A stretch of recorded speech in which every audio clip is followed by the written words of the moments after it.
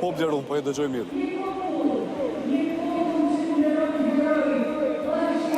Atëherë më thuaj, po dëgjoj që në skenë duket që është dikush duke mbajtur fjalimin e tij. Si shkoi deri tani? Protesta është paraparë që të nisë në orën 17, më jep më shumë detaje.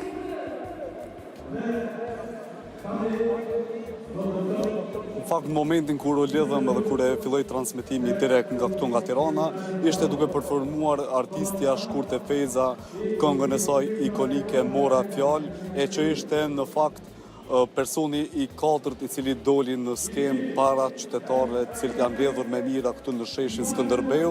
Para saj kishim folur Hysni Gucati, kryetari i organizatës së veteranëve të dalë nga lufta, i cili mbajti një fjalim disa minutësh duke kërkuar drejtësi për katërshen e UÇK-s që po gjykohen në Hagë, e për çka u shpreh optimist se do ketë një epilog pozitiv për katërshen e UÇK-s, cilët sipas Gucatit së shpejti pritet do të lirohen të pafajshëm nga gjykata speciale nga procesi i cili ka filluar para hiç më pak se 5 vjetësh në Hagë, e pas tij ishte edhe Alfred Mojsiu, ish presidenti i Shqipërisë, i cili po ashtu i drejtua turmës me fjali cilat i thoshte që po kërkojnë fakt drejtësi për katërshen e UÇK-s, Hashim Thaçin, Kadri Veselin, Jakub Krasiqin e Recep Selimin, ndërsa më pastaj përformoi Shkurte Feza, e cila përfundoi pak më parë përfundoi këngët e saj, ndërkohë në këto momente është duke filluar politikani nga Maqedonia e Veriut, Ale Ahmeti, por se kësaj radhe i njëjti në këtë tubim nuk është ftuar në cilësinë e politikanit, por është ftuar në cilësinë e një pjesëtari të ushtrisë qërimtare të Kosovës në mes viteve 97-99, i njëjti në këto momente është duke u drejtuar turmës, duke e falendruar fillimisht popullin shqiptar dhe Shqipërinë, cilët i kanë ofruar të mikpritje dhe këtë organizim të cilin ai po e çon këto momente të jashtëzakonshëm, e është duke e falendëruar edhe po ashtu generalët dhe personat cilët janë këtu pjesë e kësaj proteste. Në mesin e këtyre personave që po i falenderon, padyshim që janë edhe figura tjera të rëndësishme të ushtrisë qërimtare të Kosovës, e po ashtu edhe familjarë të atyre që po gjykohen në procesin e Hagë. Pra ishte më herët djali i ish presidentit Hashim Thaçi, pra ishte Endri Thaçi, i cili u drejtua para turmës për të në fakt në momentin që erdhi në afërsi të turmës e vendosën që në ballë të organizimit, ku i njëjti u drejtua me disa fjalë atyre që kanë organizuar, duke ju falendëruar. Kena mundësi dy fjalë, ja tash kena dy qytetare të Shqipërisë vullnetare për të deklaruar. Jemi live direkt në ATV në Kosovë. Ky organizim, çfarë do të thotë për juve si mikpres të këtij organizimi? Është shumë domethënës. Jo vetëm për ne, por për gjithë shqiptarët, kudo që janë, është shumë domethënës. Sepse besojmë që ky proces është një proces jo i drejtë, procesi pra i Tribunalit Hagës, sepse ne jemi mbrojtur. Ushtarët e UÇK-s me drejtuesit Hashim Thaçi, Kadri Veseli janë mbrojtur. Ne jemi mbrojtur. Përkundrejt padrejësive që ka bërë, krimeve që ka bërë serbët, të cilët deri më sot janë dënuar vetëm 6 oficer. Edhe dëshmi që janë hedhur janë të njëanshme, domethënë. Janë dëshmi më duket sikur më shumë po marrin dëshmi nga serbët, nga rusët, sesa nga vetë njerëzit që kanë qenë pjesëtar, qoftë edhe vetë NATO, nuk me sa po shohim në përgjigje as po i marrin parasysh fare çfarë vetë ata që kanë qenë të NATO-s nuk po i marrin konsiderat fare. Është një proces i falsifikuar. Për ne shqiptarët është një proces i falsifikuar. Jo vetëm për shqiptarët e Kosovës që e njohin më së miri këtë proces, por edhe ne shqiptarët e Shqipërisë e njohim shumë mirë, e ndjekim hapa sapi dhe jemi shumë të indinjuar me këtë tribunal i cili po mban këtë qendrim pa drejtë për shqiptarët. Pasun këto informacione që ju posedoni, që i vlerësoni marrëdhëniet Kosovë-Shqipëri për me përfundimin e Për momentin nuk janë në pikën më të mirë të dëshiruar, në aspektin qytetar civil, do dëshironim që të kishim një marrëdhënie shumë më të mirë, sepse po duket që politika ka një ndikim jo të mirë momentalisht në marrëdhëniet tona. Megjithatë, ajo që mbetet është uniteti dhe ajo që nuk zhbëhet asnjëherë, kushdo qofshin qeverit apo drejtuesit politik, ne do mbetemi gjithmonë shqiptar dhe këtë nuk mund ta çbëj asnjëherë askush. Ju falenderoj shumë për kohën. Asnjë gjë, faleminderit ju. Edhe diçka tjetër, çfarë televizioni ishit ju? ATV. ATV.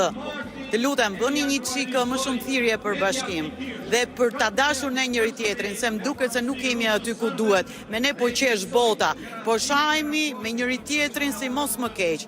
Ata le të shajnë, le të grihen politikanët, ne jo. Ne jemi një dhe do mbetemi një. Shqipëri e bashkuar. Faleminderit për kohën.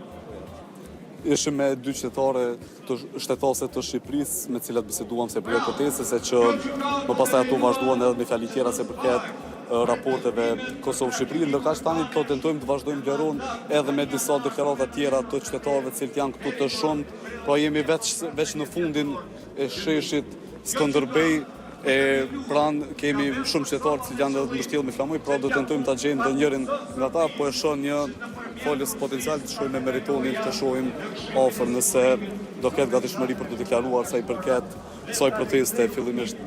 Zotëri, përshëndetje. Jemi në televizioni Kosovës direkt ATV, a kështë pos mësi dy fjallë shumë shkurt sa i përket protestës, po shumë që më shtjellë me flamurin kombëtar. Kam shumë emocion, në fakt edhe unë kam një origjinë familje dëshmori, pra se xhaxha im është vrarë në luftën nacionale shqiptare Shqipërisë. Edhe është kjo ndjenjë që më gurgullon në shpirtin tim dhe më bën që unë prononcojmë sot. Është një luftë që e ndjenjë në shpirt. Është një luftë që ka sakrifikuar me fjalë djem rinin kosovare. Ky emocion bëri të nisem nga Durrësi dhe të vinë në Tiranë. E përjetoj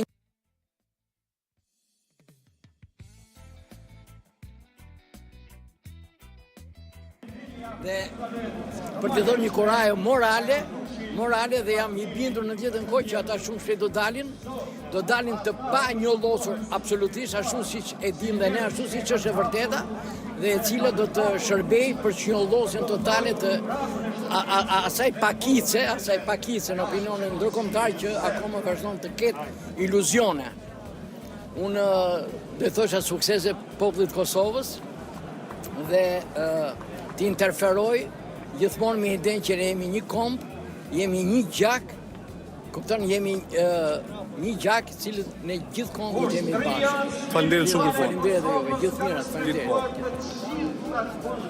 Ishim edhe me një tjetër qytetar i cili po merr pjesë këtu në protestën, po edhe ky ishte shtetas i Shqipërisë, e që numri i atyre që janë të Shqipërisë është i madh në këtë protestë, pra krahas atyre që kanë udhëtuar nga Kosova në mënyrë të organizuar, po ashtu kemi takuar gjatë protestës edhe shumë shqiptarë të trojeve të tjera, pra kryesisht edhe nga Maqedonia e Veriut, të cilët kanë ardhur në mënyrë të organizuar. Tani do tentojmë ta bëjmë edhe një intervistë fundit me ndonjë qytetar të cili mund të jetë i gatshëm për të deklaruar, e më pastaj paralajmërojmë edhe mbylljen e kësaj lidhje direkte. Përshëndetje. Po i shohim këtu qëndru këto shumë shkurt lutem. Jena prej ATV-s direkt televizion në Kosovë. Jeni pjesëmarrës të këtë protestë, ku keni ardhur? Kemi ardhur nga Krusha e Madhe, ka të shumë. E qartë, keni ardhur te Krusha e Madhe, një vend i cili ka dhënë shumë luftën në shqiptarët e Kosovës. Çfarë do thotë për ju kjo protestë me marr parasysh që është në mbështetje të krerëve të Turqëve? Kjo është ma pak të që mund të bëjmë për krajet. Ne ishim lagë, duke pasur parasysh të bëmat e tyre, heroizmin e tyre, sakrificën për ma shumë se 2-3 dekada të krejve që kjo si arshimi ka dhja rejqa dhja, është ma patë që mune paktën me një svedrezim të paknësisht, shumë këtë protesta sot. Faleminderit shumë për kohën dhe për gatishmërinë sa dhe që në zonën pa përgatit. Faleminderit. Ishim edhe me një qytetar nga një fshat i cili ka dhënë shumë në luftën shqiptare, por ishte nga Krusha e Madhe, vend në cilin është kryer edhe një prej masakrave më të mëdha në luftën e ushtrisë në luftën e Kosovës, e që për këtë çështje ka persona të dyshuar që janë pikërisht nga shteti i Serbisë, pra në kohën 97-99, pra në këto momente me këtë intervistë po e paralajmëroj edhe mbylljen e kësaj lidhje direkte, ndërsa ju lëm edhe një herë me pamje nga protesta këtu në qendër të Tiranës, pra në sheshin Skënderbej, ku vazhdon të mbajë fjalim Ali Ahmeti, personaliteti shqiptar nga Maqedonia e Veriut, i cili ka të paktën 6 minuta që po bën një deklaratë para qytetarëve që kanë mbledhur të shumt në numër, e lirisht mund të themi që janë me mira vlerona nëse nuk keni pyetje të tjera. Faleminderit shumë Arjan për këtë lidhje direkte dhe për të gjitha prononcimet që na solle nga sheshi Skënderbej në Tiranë.